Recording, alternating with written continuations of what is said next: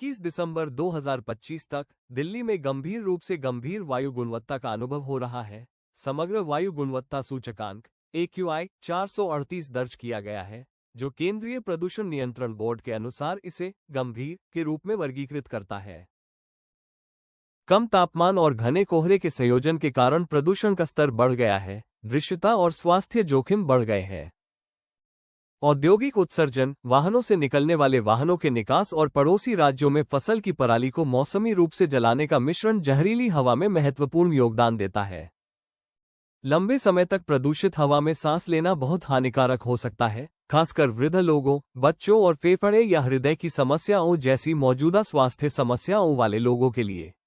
डॉक्टरों ने चेतावनी दी है कि इससे फेफड़ों में संक्रमण और अन्य चिकित्सा समस्याओं सहित गंभीर स्वास्थ्य समस्याएं हो सकती हैं। दिल्ली में वायु प्रदूषण के प्रबंधन और उसे कम करने के लिए कई संस्थाएं जवाबदेह हैं। यहां शामिल मुख्य लोगों या समूहों की सूची दी गई है। केंद्रीय प्रदूषण नियंत्रण बोर्ड, उनका काम होता है कि नियम और दिशानिर्देश बनाकर वायु गुणवत्ता पर नजर रखता है और नियंत्रित करता है। दूसरा है दिल्ली पोल्यूशन कंट्रोल कमेटी। इनका काम है प्रदूषण कम करने के लिए नियम लागू करता है और दिल्ली में स्थानीय कानून बनाता है। अगला है ministry of environment, forest and climate change, और इनका काम वायु गुणवत्ता और पर्यावरण कानून से संबंधित राष्ट्रीय नीतियों की देखरेख करता है।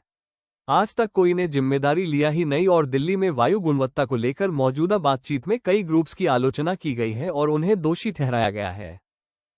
दिल्ली सरकार को इट्स इनइफेक्टिव एक्शन और बढ़ते पोल्यूशन लेवल्स पर टाइमली रिस्पॉन्स न देने के लिए क्रिटिसाइज किया गया है। ऑपोजिशन पार्टीज दिल्ली सरकार को ब्लेम कर रही हैं कि उसने पोल्यूशन से निपटने के लिए पर्याप्त कदम नहीं उठाए हैं। कई लोगों का मानना है कि सरकार ने उनकी हेल्थ और सेफ्टी के लिए पर्याप्त जिम्मेदारी नहीं ली है और वे अधिक इमीडिएट और इफेक्टिव मेजर्स की मांग कर रहे हैं। तो व्यूअर, आपका क्या कहना है दिल्ली के AQI पर?